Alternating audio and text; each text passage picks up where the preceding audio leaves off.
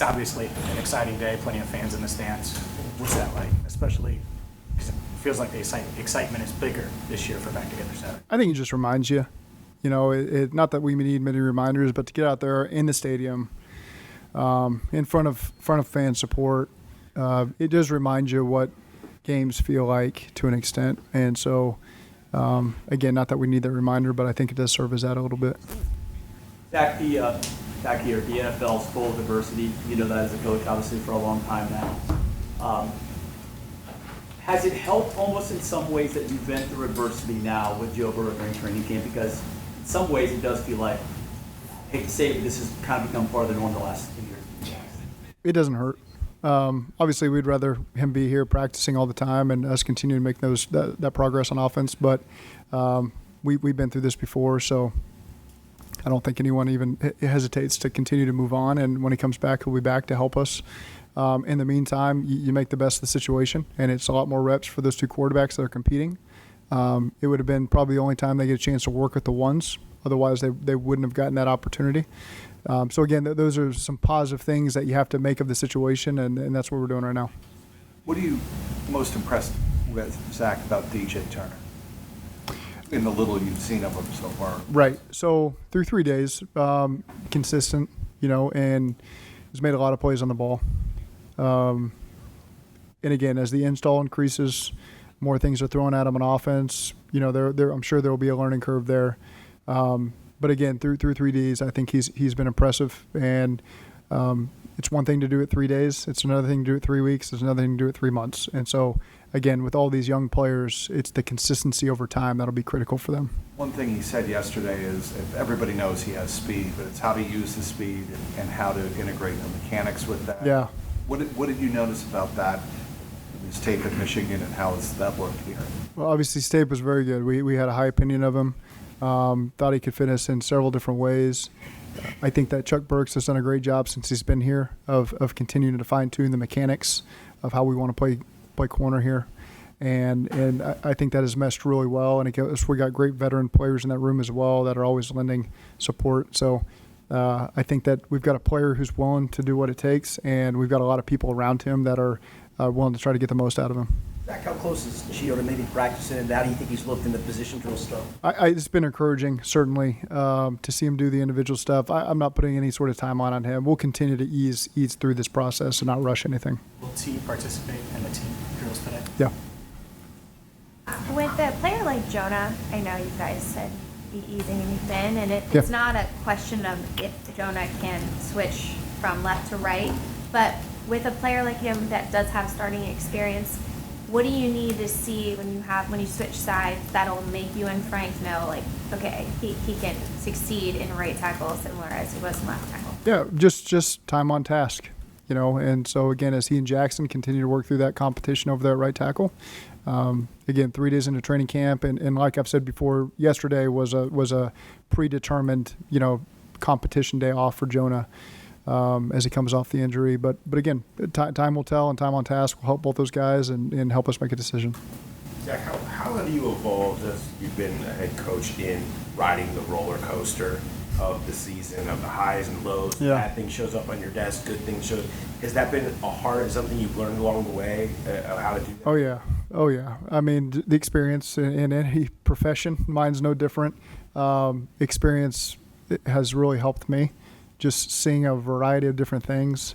Again, I take a lot of notes because there's so many things that I forget about over the years that I reflect on that really helped me. Mark Duffner's quote, I think from my first year, was "Don't make a mountain out of a molehill." I may have said that in this room before. That has really helped me because there are situations that pop up on a daily basis that you feel like are enormous and they're stressful, and man, how are we going to overcome this? But you got to put everything in perspective, and which do you devote a lot of time on, which do you devote a little time on, and again, in empowering other people to help you as well, which we've got such a tremendous staff that has helped us do that. But I think experience has been the best teacher for me over these years. Seen a lot.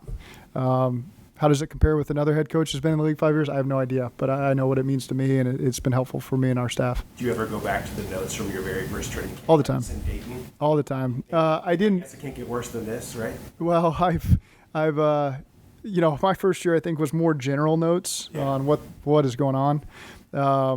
Now it's more daily. The past 2 years in particular, the daily notes in training camp really helped me with just how we set up the practice and things to look for, and compared to years past in terms of injury standpoints and reps and things like that. So I've maybe changed my note taking over the years. You become a great manager. You become a great manager of a crisis. You've been a crisis manager. I don't want that. Yeah. I guess what coaches do. But have you ever wondered what the hell it would be like if it was normal?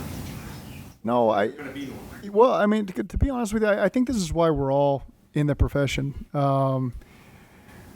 We like to be in these moments, whether it's a critical moment in a game, where you're facing adversity in a game, or just in the daily process of being in the NFL. That's what keeps me going. It might be too boring otherwise. And so sometimes you like a little challenge thrown at you. I felt like in the 2 years I was in LA, we got to see a lot of different things happen. Wildfires forced us out of our facility for a week. We were supposed to play a Monday night game in Mexico City, and all of a sudden, 24 hours before, we're playing in LA. So, and I always thought Sean did such a great job of keeping an even demeanor. He was learning on the move, those 2 years there. And so to be around someone that was similar in age to me, that was really open with how they went through the process, I think helped me when I got this job, certainly. Have that exposure to him. Having a father-in-law who's been a head coach in the NFL has helped me.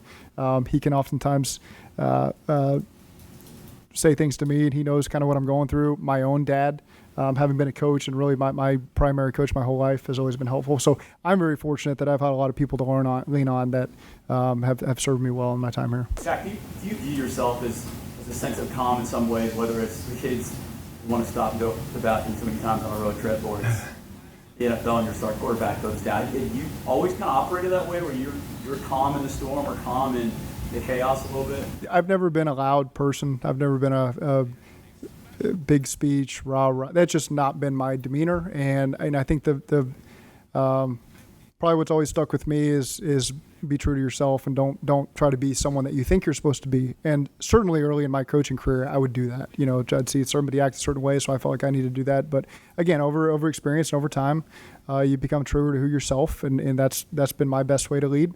Hopefully it serves our team well. I think that we've got a lot of players and a lot of players in this team that do that way. I know we have a lot of coaches that are some of the best men you'll ever be around, and I think that our team responds that way, and that's why we've got the culture we've got. How has time on a task made you, or what's been the evolution of you as a play caller? How different are you now as a play caller than Sure. a few years? Yeah, again, you learn from experiences you couldn't draw up. And certainly as you're in big games, big high leverage situations, you learn from all that stuff. I think as a staff, that's an area we continue to grow as well. And I get a chance to lean on guys. We've all been through the same situations, so we get a chance to have really open dialogue and things that we can improve on. And but absolutely, I think you continue to grow as a play caller over the years here. Have you come to any decision on bringing in a third quarterback? We worked some guys out, and so that'll be a process over the next couple of days. How'd it go? I try not to comment on that because I never know the details of how those transactions are going to unfold shortly, but work some guys out, and something will probably happen the next couple of days. It's only been one day, but I'm guessing no updates on Joe Burrow or anything. No, I don't have any updates. How do you think Brown did? I guess Simeon looked today with the one. Right? I thought both those guys yesterday did a really nice job. Starting with Jake, I thought Jake executed really well with that group. And so I was really, really impressed. The red zone day can tend to be a little sloppy the first time you do it. But I think that, Brian Callahan does a great job installing and communicating what we're looking for on that day with those guys, and they handled it really well. We got good reps in the spring. So I felt like we were able to hit the ground running a little bit. And there were some great plays by the defense as well. I can think of several times those guys took away throws that we thought would be there or just made plays on the ball, and that was impressive to see. But Jake had a good day. Now Trevor will get his opportunity today as well, and so we get a chance to see him out there. It seemed like that was a blow for continuity. These guys obviously not Marvel, but they stepped in and it was, the trains ran, Yeah, they threw on time. They threw with good accuracy. They kept us going, so that was good to see. You guys have been going through the tape of the days, and do you have enjoyment in specifically like watching Jamar versus Cam Taylor Britt? It's been a thing that's been, and it seems like they're really into it. Yeah. Have you guys been into watching it afterwards too? Just watching the rep. There are particular matchups they've been Yeah. watching a lot. Where Yeah. it seems like it's been consistent. I think that it is a great. They're handling it the right way. They both seem to feed off of each other. They both have the right attitude about the competition, trying to make each other better, and so that's been really encouraging to see from both those guys. It's not like Cam has never been on Jamar before in practice, but to have potentially a month where that's something that he's doing consistently. Is that something you guys personally plotted for him to help him take a next step as a young corner? Well, it's just more the side he's been playing in training camp and when Jamar ends up on the right. But to your point, Cam wasn't with the ones early in training camp last year, then had the core muscle injury, so he missed the remainder of training camp. So they really didn't, I'd have to go back and watch, but they probably did not match up against each other hardly at all over last year. And then you get into the season, it's all scout team work. So, to your point, this is the most they've gone against each other through 3 days. Drew being out for the timetable he is, Yep. obviously you guys know.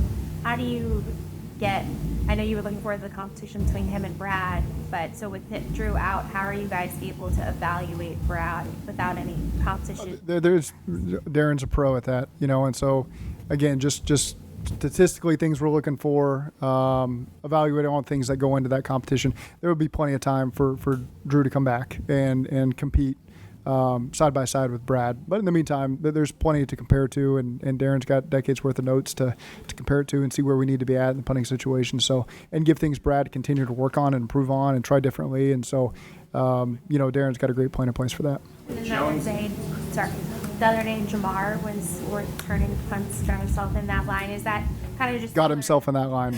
That's what you said. Yes, I know your answer. Is that kind of similar to last year you guys had Jesse returning some punts in practice? Is that just for him to get extra reps? Yeah, get some reps, and again, guys are willing to put in the work consistently to put in the work, then you take a look at him. There's obviously reasons why you don't put Jamar Chase back there all the time. But again, he wants to put in the work, so we let him take some reps back there. What would have to happen for him? I'm not going to get into those scenarios right now. Jones and Yosevich, does it help rookie on a rookie try to get their feet set here in the league that they're at the same division? And it seems like they both flash so far this week. I would say so. I would say that they both. I didn't hear the names you said, so I was trying to process I was just going to BS something. But what did you say? Or who would you say? Jones and Yosevich. Okay. Okay. Yes. Okay. Gotcha. I didn't understand what you said. I think for all these rookies early in training camp, the installs are smaller. They're going to get much bigger over the next week, and so they've handled it the right way. I've been really impressed. Next week is going to be the bigger challenge. The 4 practices we have over the next week, really leading into the Green Bay practice. So that's where a bigger assessment will be able to come once we put the pads on. And again, guys are getting a lot sore, and the install gets bigger. That'll be when you can gain a better assessment of these guys. You mean to tell me you BS us? I really try not to as best I can. So, and I stopped myself. On that note, we gotta wrap it up.